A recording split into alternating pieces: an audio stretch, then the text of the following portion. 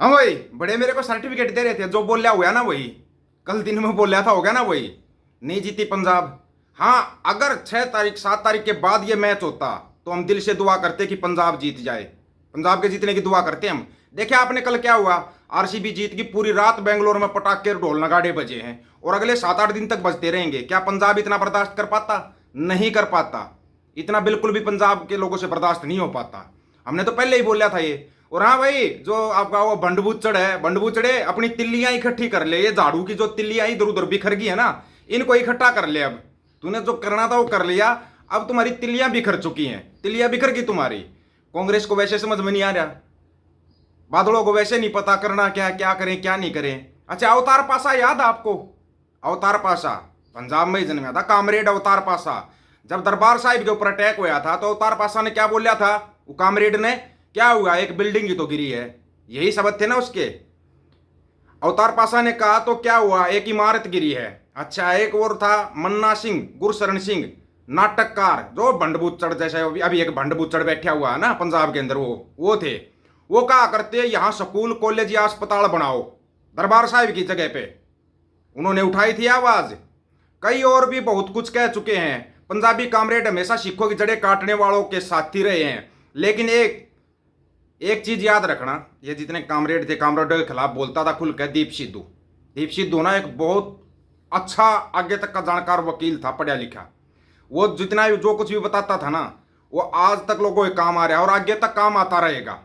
हाँ भाई, ये आपके भंडा को बताना एक बार, भंडे ये क्या हो गया एक बार ये बताओ।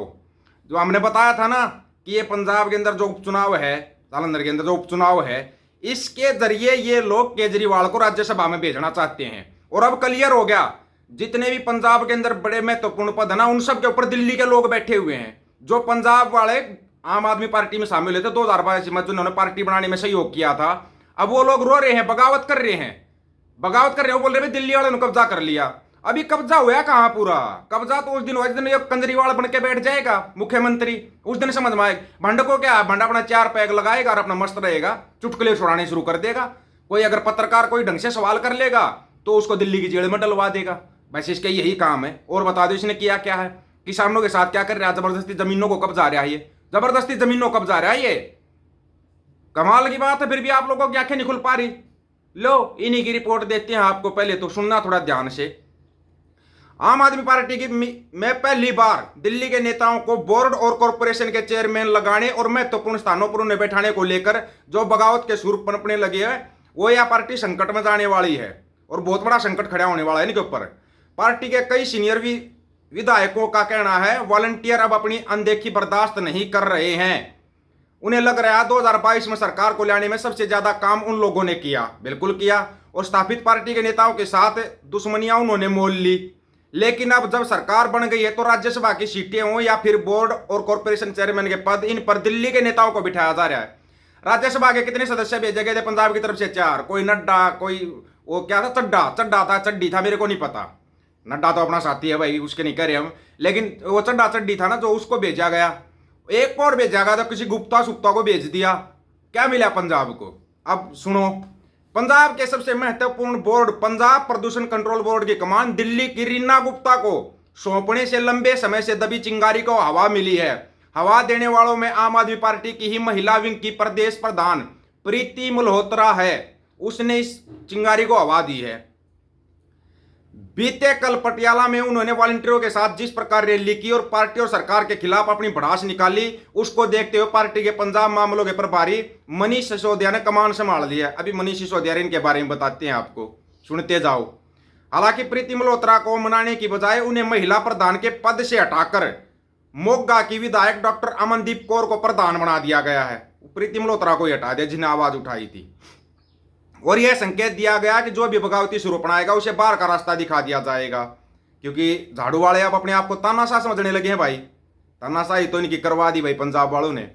यह बात पार्टी के वॉलंटियरों को हजम नहीं हो रही। पार्टी के पूर्व प्रवक्ता इकबाल सिंह ने खुलकर कहा कि जानबूझकर पंजाबियों को दरकिनार किया जा रहा है। अब आया समझ में, जब ये केजरीवाल प्लॉट दे रहा था भैयों को, भैयों आ जाओ, बिहारी भैया आ जाएं, प्लॉट दूंगा 100 गज का, रहने के लिए मकान दूंगा, नौकरी दूंगा पंजाब के अंदर, जैसे अपने मामा के घर तले का आया था केजरीवाल।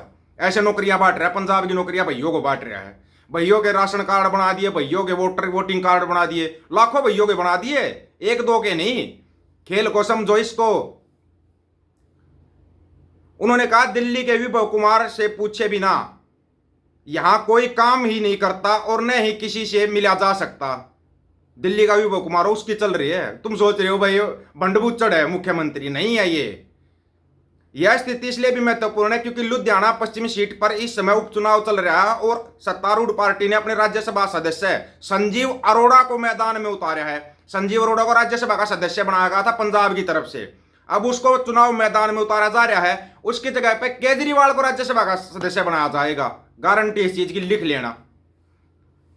पार्टी यह चुनाव हर हालत में जीतना चाहती है क्योंकि इस जीत के चलते खाली होने वाली राज्यसभा की सीट पर दिल्ली के किसी वरिष्ठ नेता को राज्यसभा में भेजा जाएगा।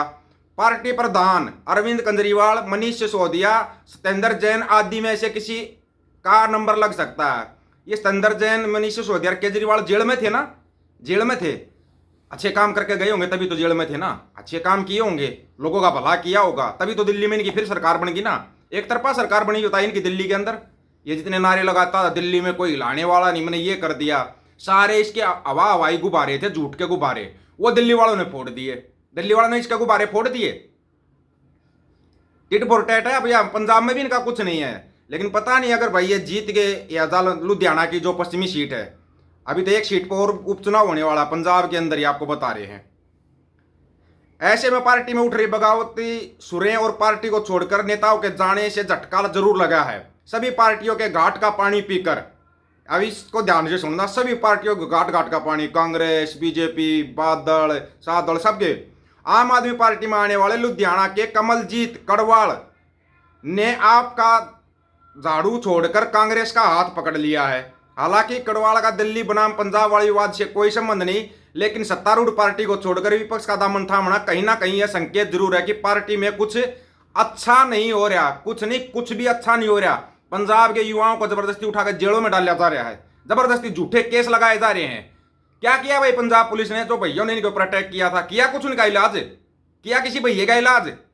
वीडियो था हमारे पास, तो अभी भी है वो वीडियो। जिस साथी ने मांगा उसको वीडियो भी दे दिया था, लो देख लो भैया क्या कर रहे हैं पंजाब पुलिस के साथ। कुछ नहीं किया।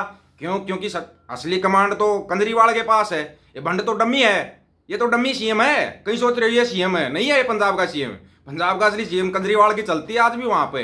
कुछ भी करना हो, जो ये बोलते हैं ना नशा हटा देंगे, नशा हटा देंगे, जो नशे के खिलाफ आवाज उठाता है उसको हटा देते हैं, उसको जेल में डाल देते हैं। नशा ऐसे ही शरेआम बिक रहा है, चिट्टा बिकता है, दारू बिकती है, ऐसे ही शरेआम बिक रही है। शायद दारू के केस में ही जेल में गया था केजरीवाल, मनीष सिसोदिया, सत्येंद्र जैन, है ना। सत्येंद्र जैन तो खैर उसमें था, मनी लॉन्ड्रिंग में था, लेकिन ये मनीष सिसोदिया और केजरीवाल तो दारू के केस में ही गए थे ना अंदर, शराब घोटाले में गए थे ना। अब अंदाजा लगा लो ये शराबबंदी करेंगे पंजाब के अंदर। बड़े कमाल की बात है, लोगों की आंखों को इस ढंग से बंद कर दिया गया है।